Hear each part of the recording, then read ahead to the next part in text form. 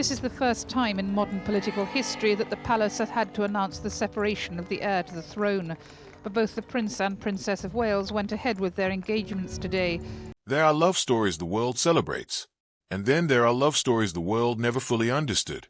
Ones buried beneath headlines, hidden inside palace walls, and locked away in the private grief of two people who were never quite able to reach each other across the distance that duty and fear had created between them.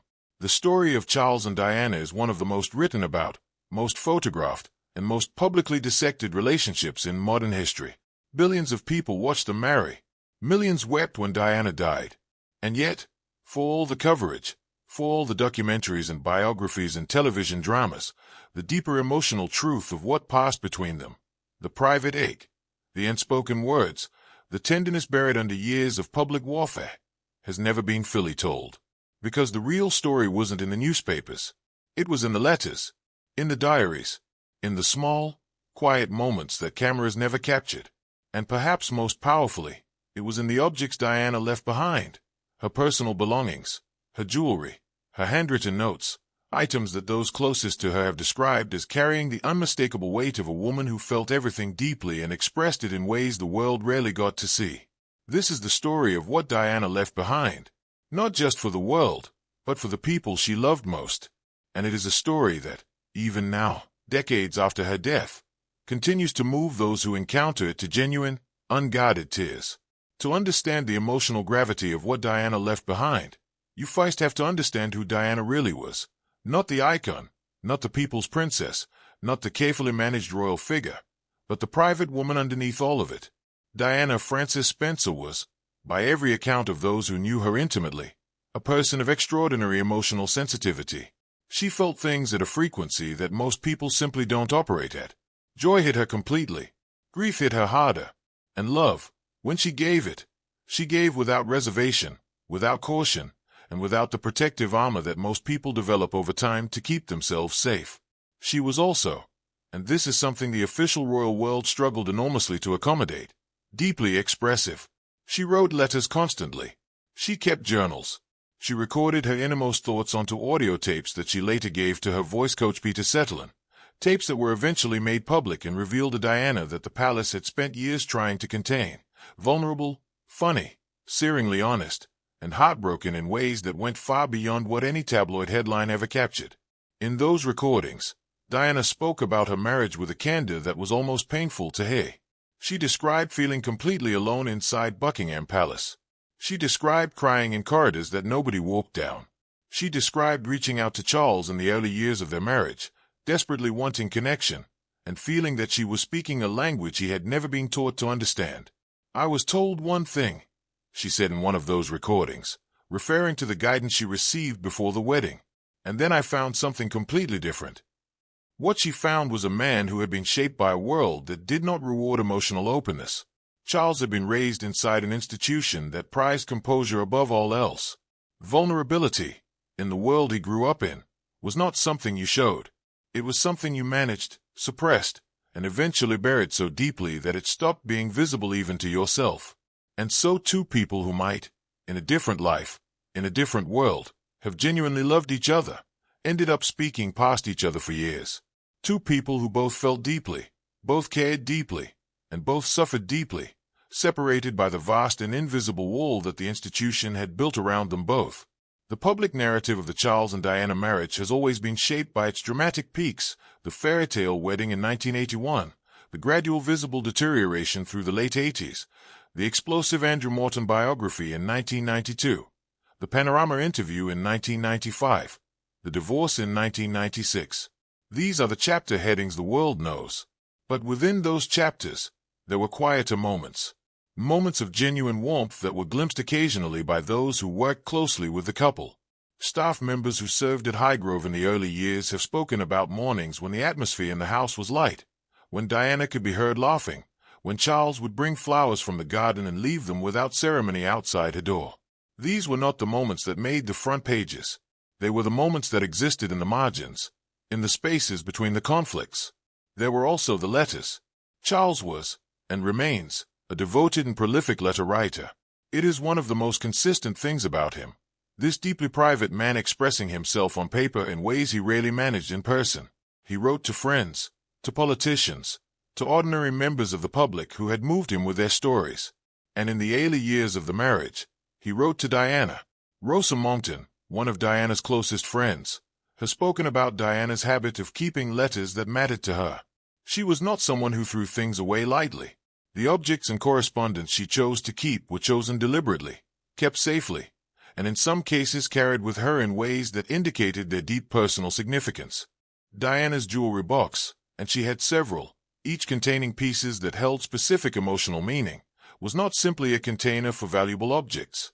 For Diana, jewelry was memory. Each piece was connected to a person, a moment, a feeling.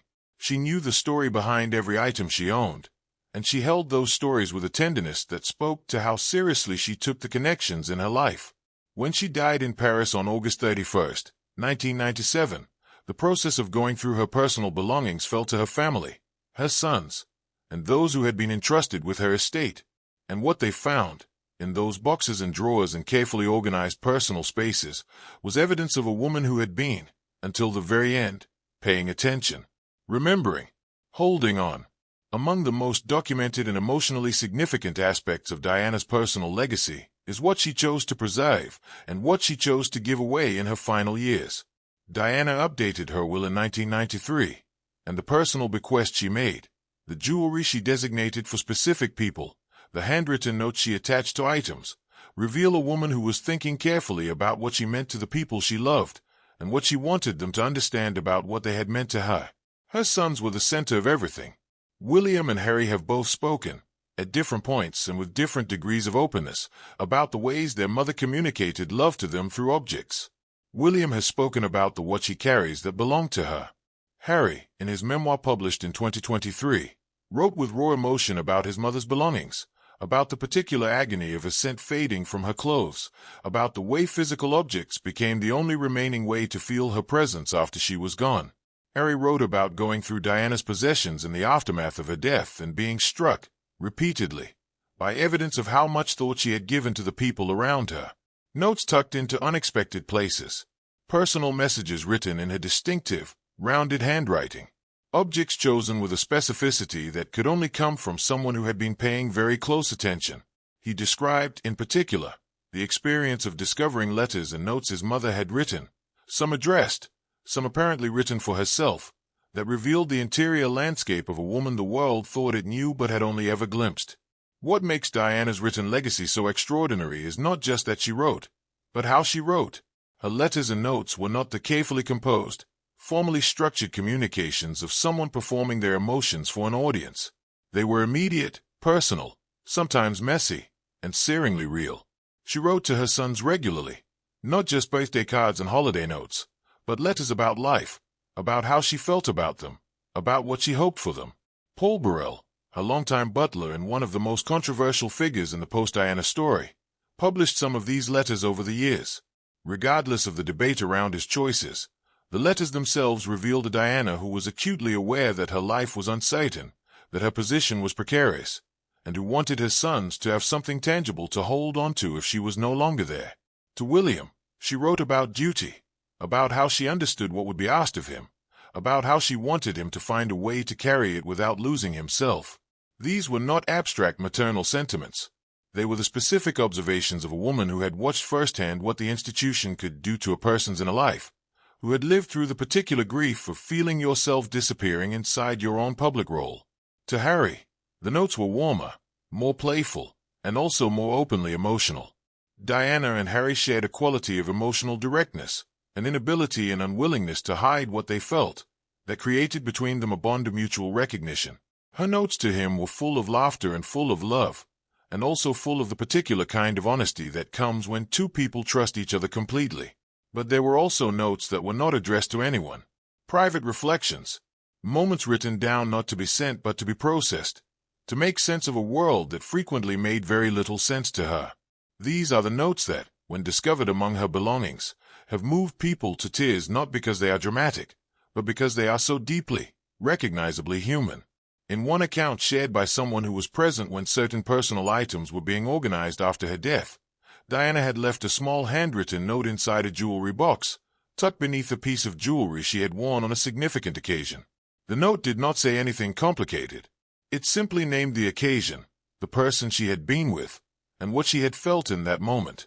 It was a record of a moment of happiness she had wanted to preserve, a private act of memory-keeping from a woman who knew that memory, for her, was not something she could always trust the world to protect accurately.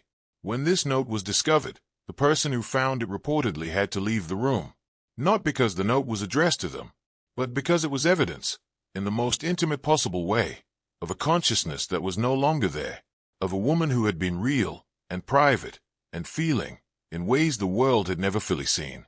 King Charles III has not spoken publicly, in specific terms, about the experience of encountering Diana's personal belongings in the years following her death. He is not a man who speaks publicly about his private grief. It is, if anything, the defining feature of how he moves through the world. But those who know him well have described, over the years, the particular complexity of his relationship with Diana's memory. It is not simple grief. It could not be, given the history. It is something more layered. Grief complicated by guilt, by regret, by the painful awareness of roads not taken, of conversations never had, of a person he had shared his life with for 15 years in ways that were sometimes terrible and sometimes, in the margins, genuinely tender.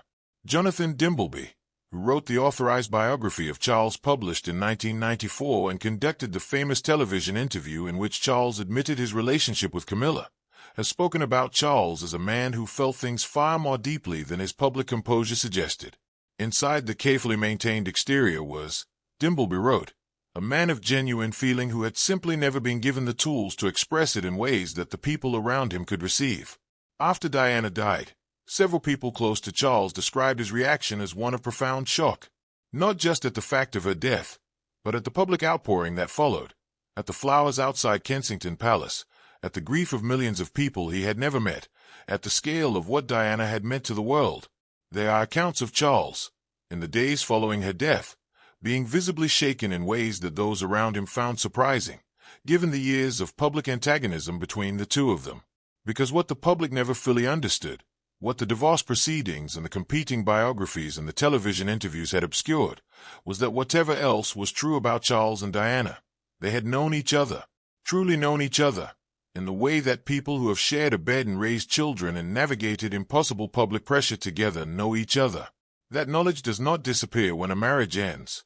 And when one person dies, the other is left holding all of it alone.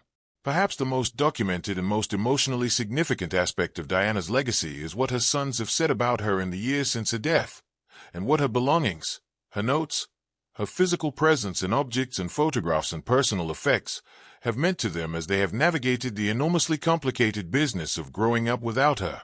William was 15 when his mother died. Harry was 12.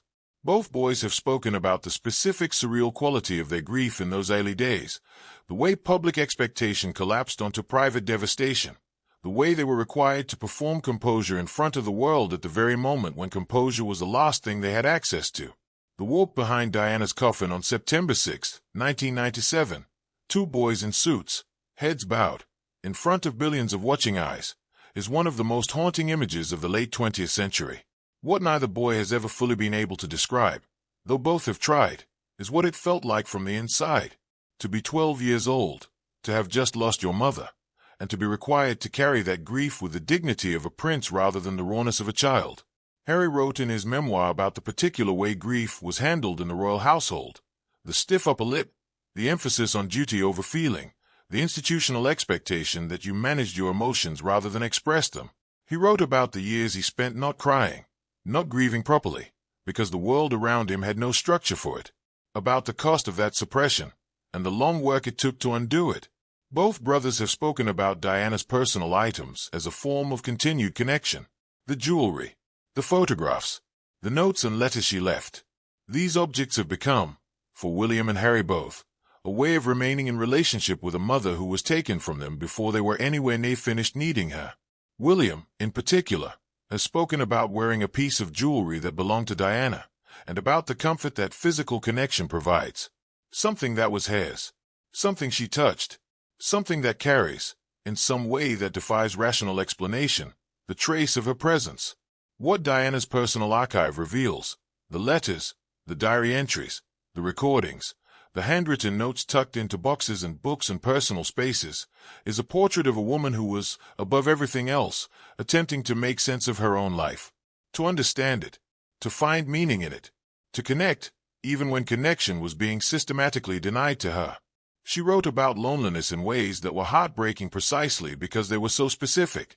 Not the vague loneliness of celebrity or public life, but the acute, daily loneliness of sitting in a room in one of the most famous buildings in the world and having no one to talk to, of going through experiences that were enormous and terrifying and strange, and having no one beside her who understood what it actually felt like from the inside.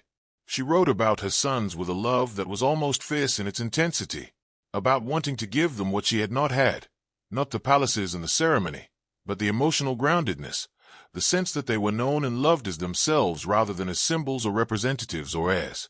And she wrote, in various forms and at various points in her life, about Charles. Not always with anger, sometimes with something closer to grief, the grief of recognizing that two people can fail each other without either of them being entirely to blame, that love and damage can exist in the same relationship simultaneously, that the story of a marriage is almost never as simple as the world wants it to be. In the recording she made with Peter Settlin, there is a moment where Diana talks about the early days of her marriage, before the cracks had become chasms, when there were still moments of genuine warmth between her and Charles. She describes those early moments with a tenderness that is striking precisely because of how much came after. She had not forgotten them.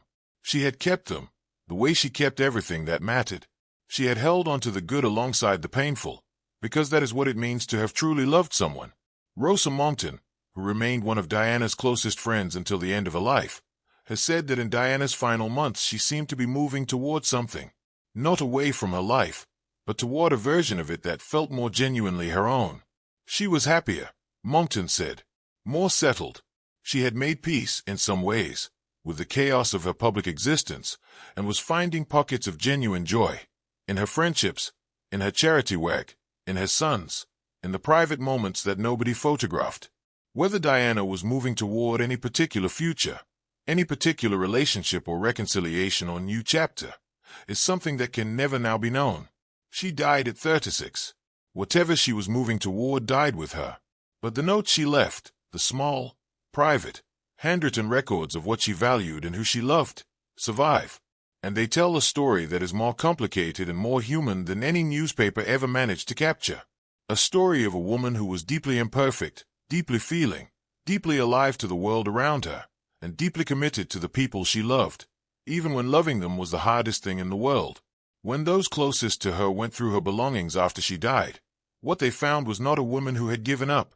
What they found was evidence of someone who had been, until the very last moment, paying attention, feeling things, writing them down, keeping them safe, leaving them behind, in jewelry boxes and envelopes and small folded notes, for the people who would one day need to know that she had been thinking of them. King Charles III turned 75 in November 2023. He has carried the weight of the crown, and the weight of a complex personal history, with the particular composure that has defined him his entire public life. He rarely speaks about Diana in public.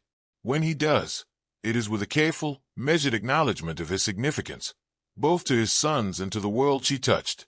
But those who know him best have said, quietly and privately, that there are moments when the composure gives way, when something, a piece of music, a photograph, a name spoken unexpectedly, reaches past the carefully maintained exterior and touches the man inside.